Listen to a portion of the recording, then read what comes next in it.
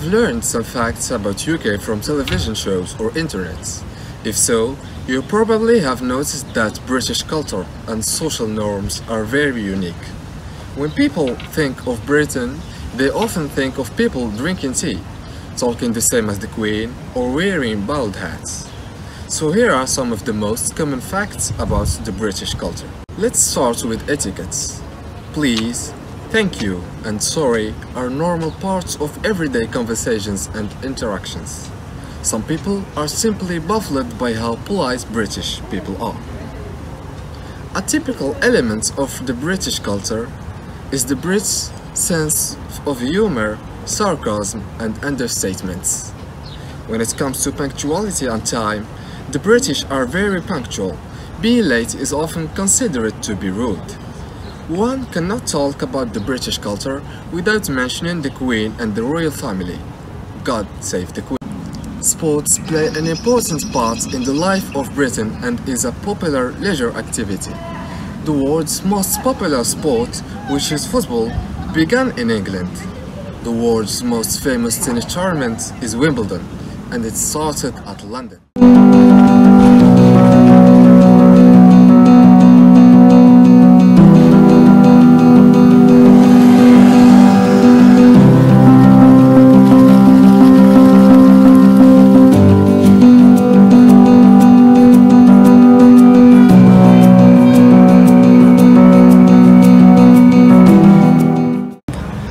Parlons de la richesse de la culture française. Fierté du peuple français, la culture française mérite d'être découverte étant donné sa grande richesse. La richesse de la culture française est en partie due à sa diversité. En effet, la France est diversifiée en de nombreuses régions ayant chacune des spécialités propres. Encore maintenant, la culture française influence le monde entier, que ce soit par sa littérature ou ses philosophes ou encore par sa gastronomie ou sa haute couture. La culture française est ce qu'elle est aujourd'hui grâce à la naissance de la langue française et l'enrichissement provenant des autres cultures. Aujourd'hui, face à la mondialisation, la France tente de conserver les richesses de sa culture. La langue française. Aujourd'hui, le français fait partie des 6 langues officielles reconnues par les Nations Unies. Elle est également la langue officielle du Vatican.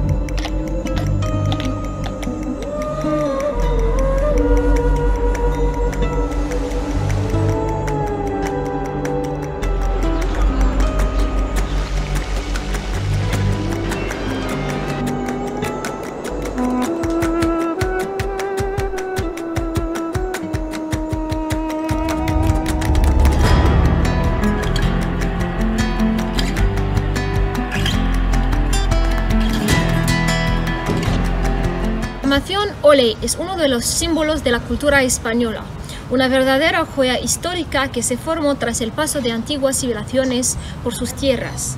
Indudablemente, su ubicación en el mar Mediterráneo se prestó para recibir influencias celtas, griegas, romanas, fenicias, cartagas, visigodas, musulmanas, árabes.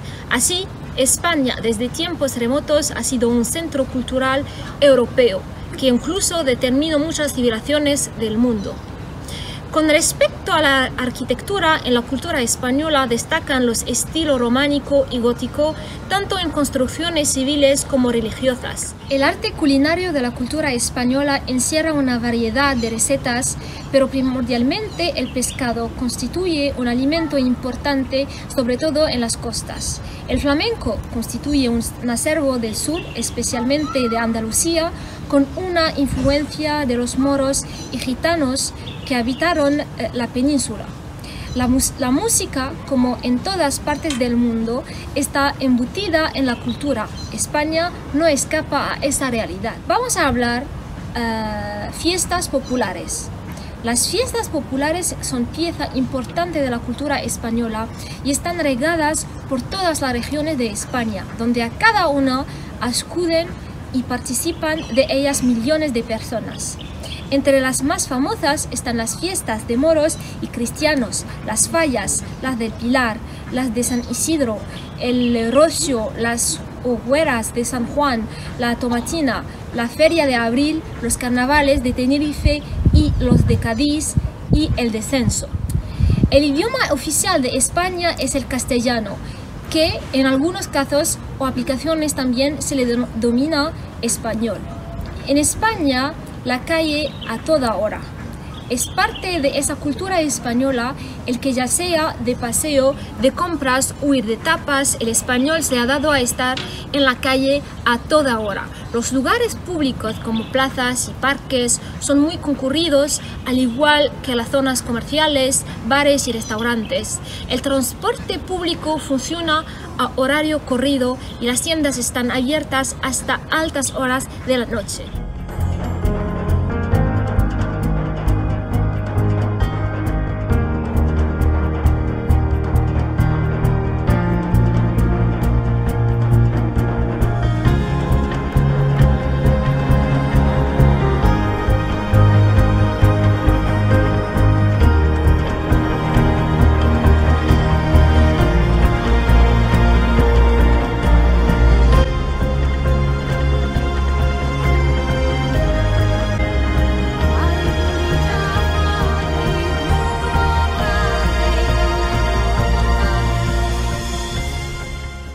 الكتابة عن الثقافة وأحوالها ليس بالأمر اليسير، فهي عملية صعبة ومعقدة لاتساع مجالها وتداخل تعاريفها وامتدادها عبر التاريخ الذي بدأ بأول وجود للإنسان على الأرض. الثقافة هي الإنسان بأبعاده الإنسانية والنفسية والمادية والاجتماعية، فهو يصنع الثقافة ويبدعها، وهو أيضا يتلقى الثقافة من بيئته القريبة والبعيدة ويكيفها لمصالحه الاجتماعية. الثقافة مرتبطة بالتعلم أكثر منها بالتعليم، كما إنها العامل المشترك بين الأمي وبين المتعلم، والثقافة نظام مفتوح لا حدود له ولا نهاية. ارتباط الثقافة القطرية بطريقة مباشرة بالثقافة العربية، فلقد واجهت نفس الصعوبات والتحديات التي تواجهها الثقافة الأم، وبالتالي لا يمكن فصل تحميل وتشخيص الثقافة القطرية بمعزل عن ثقافتها العربية الأصلية، وما يقع على الثقافة العربية من إيجاب وسلب سينطبق بالتالي على الثقافة القطرية. Before starting to do business in the UK, it is important to learn about the British business culture. Some aspects of business etiquette in the UK may be different from what you're used to, especially the communication style. So let's start about business introduction. Make a good first impression. The British are usually on a first name basis with each other right from the start.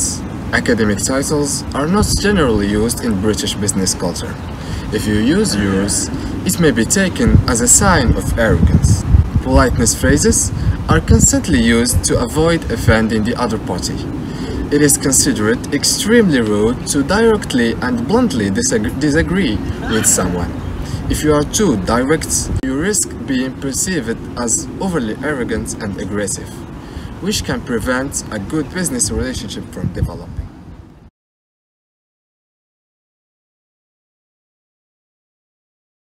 Les organisations d'entreprises en France se caractérisent par une structure hautement organisée et hiérarchisée, qui définit clairement les positions et le pouvoir. Le professionnalisme est très prisé en France. Et même si le travail est intense et admiré, le bureau de travail a tendance à être mal vu. En raison de la structure hiérarchique des organisations en France, une fois la décision prise dans le processus de négociation, vos homologues français doivent généralement passer à un processus de négociation interne similaire avec leurs supérieurs. Il faut généralement plusieurs réunions pour parvenir à un accord. Les cadres français ont tendance à mettre l'accent sur l'établissement des relations des affaires à long terme. Et il est considéré important de disposer d'un vaste réseau de relations des affaires personnelles et proches afin d'établir et de maintenir ces relations. La confiance et le respect mutuel sont primordiaux et ils sont généralement acquis par un comportement ou une formalité appropriée. Cependant, la culture française donne beaucoup d'importance aux différentes manières, notamment le premier contact, la gestion du temps, les salutations et les titres, la politique de cadeaux, le code vestimentaire, les cartes de visite, la gestion des réunions.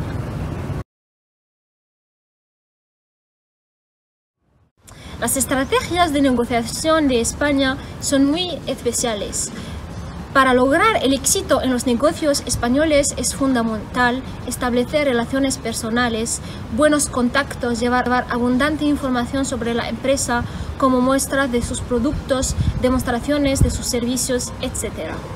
Pese a lo que los españoles trabajan mayormente en equipo, en su cultura juega un papel muy importante la posición y la jerarquía, por lo que en esta estructura de negocio solo el jefe tiene autoridad para tomar decisiones finales, aunque se lo vea como a uno más. Es mal visto destinar tiempo y atención a gente de menor rango. Para negociar con empresas españolas hay que tener en cuenta que hay diferentes culturas empresariales. Están las industrias nuevas que reciben aportes de inversión extranjera y por otro lado las pymes, que son empresas de carácter familiar y tradicional. Si se los compra con cualquier otro país europeo, son iguales en cuanto a la atención que prestan frente a las reuniones. Pero en cuanto a cuestiones de cumplimientos en formas de pago, no sucede lo mismo. Los plazos que suelen pactar son muy largos y a veces pueden darse algún que otro inconveniente. Los españoles se caracterizan por ser personas honradas y orgullosas. Por ello es muy difícil que vuelvan atrás cuando ya han adoptado una posición determinada. Hay que tener sumo cuidado de no herir sus sentimientos, aunque prefieran que usted sea sincero por más desagradable que sea lo que piense. Es necesario ser meticulosos con las palabras y que se utilizan y la forma en que se expresan. Son consideradas personas abiertas, cordiales y muy amantes de la vida social, por lo que es muy común que lleven a sus invitados a eventos sociales, almuerzos, cenas, etc. Prefiere la comunicación oral cara a cara antes que poner todo por escrito. Las instrucciones escritas y los controles resultan impopulares ya que implican desconfianza. La mayoría de los españoles son receptivos a nuevas ideas, pero es posible que no cambien de opinión con facilidad. Mantienen su dignidad, diplomacia y cortesía. Durante una primera instancia se muestran serenos y indirectos, pero cuando se establece una buena relación con la otra parte o persona, son abiertos y flexibles a las negociaciones.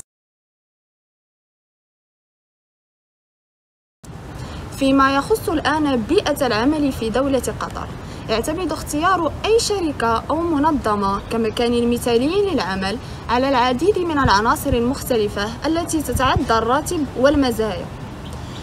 وخلص استطلاع قام به بيتس.com أكبر موقع للوظائف في الشرق الأوسط إلى أن أغلب الموظفين في قطر يفضلون العمل في بيئة مليئة بالتحديات، إذ اعتبرت التحديات السمة الوظيفية الأكثر أهمية للمهنيين في الدولة.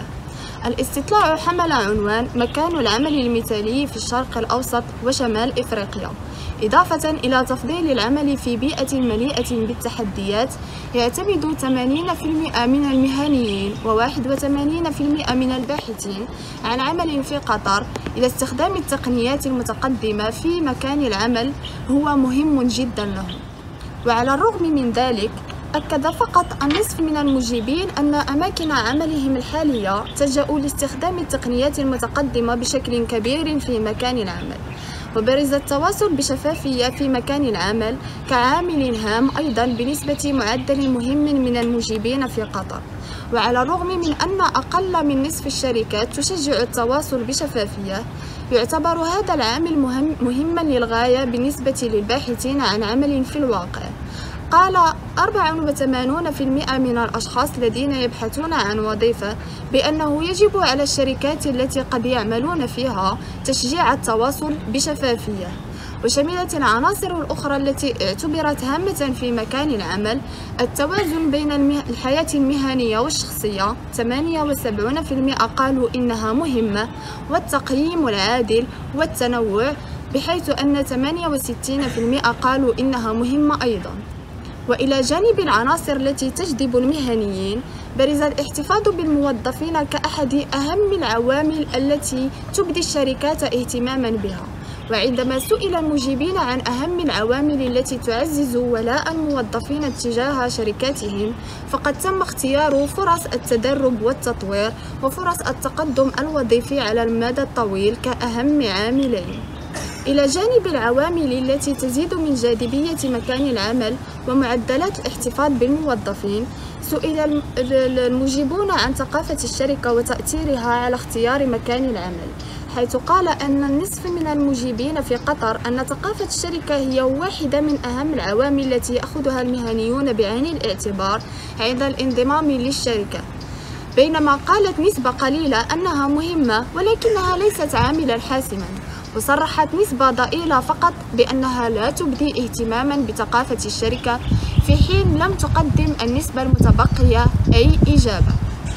وشملت القيم التي تزيد من جاذبية الشركات في قطر أخلاقيات العمل الجيدة، وثقافة الشركة الودية، ومساعدة المجتمع، واتباع أساليب صديقة للبيئة، ما يشير إلى أن المهنيين القطريين يأخذون بعين الاعتبار الأهداف والأساليب المختلفة التي تؤثر من خلالها الشركات على المجتمعات. Bonjour. Aujourd'hui, avec nous, Monsieur Rachid Azmat, président directeur général du groupe Azmat. Tout d'abord et avant d'entamer cette interview, je voudrais vous remercier de nous avoir accordé l'opportunité de vous voir aujourd'hui. Passons direct aux questions.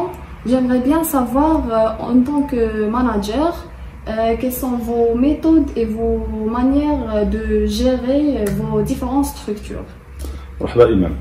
Bon, permettez-moi d'abord de vous parler de l'historique de mon activité. C'est une activité qui remonte depuis les années 60, c'est le concassage. C'est un métier de père en fils qu'on a toujours aimé exercer. Donc on a développé, on a fait une bonne continuité. On a développé par une autre structure qui fait le dallage pour le pré-contrat et dallage au sol. Donc, avec bien sûr la collaboration immanente de nos partenaires et la créativité de nos architectes, l'imagination, la créativité de nos architectes. Et cette activité, ça nous a permis de faire la structure, de se structurer envers le système de management qualité, qui nous a, bien sûr, c'est permis par les prestataires, les consultants. On a 2 docteurs, un en génie mécanique et l'autre en finance. Donc, on a lancé le système management qualité. C'est une très grande réussite pour la structure de la société et le système de collaboration de communication entre collaborateurs.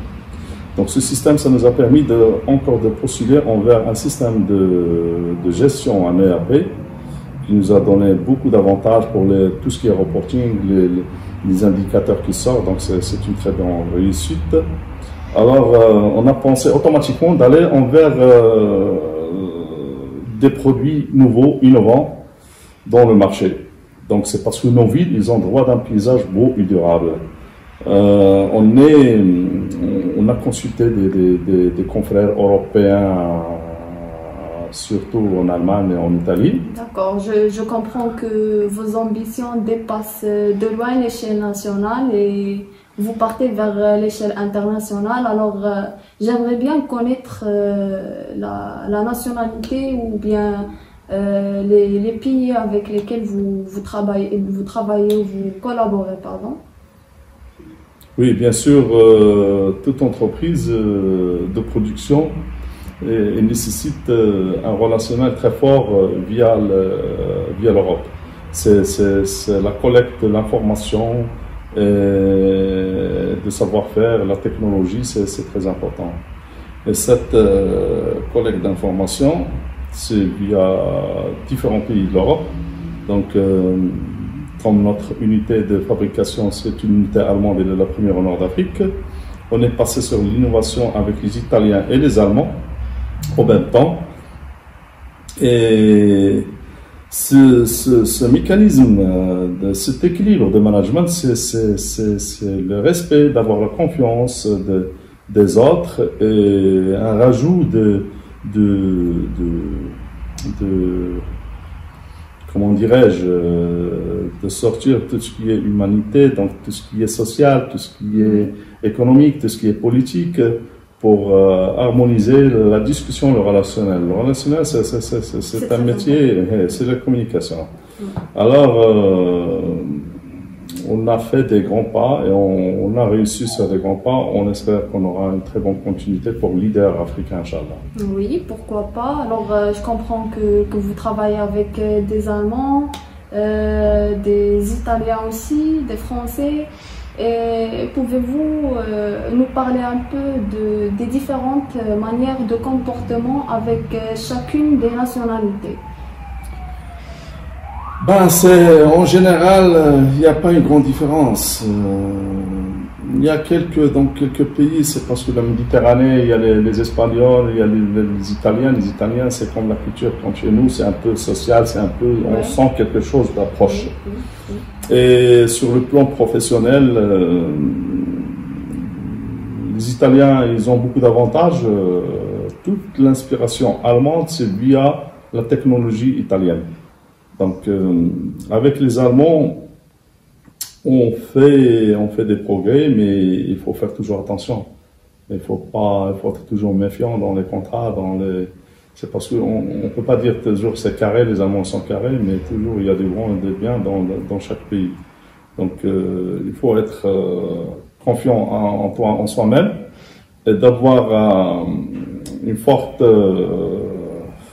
personnalité de manager, de gérer les choses. Donc, ça marche. Notre interview prend fin ici. Et Monsieur Rachid Asmad, je vous souhaite toute la réussite du monde. Vous le méritez bien sûr. Merci beaucoup. Et à la prochaine. Merci.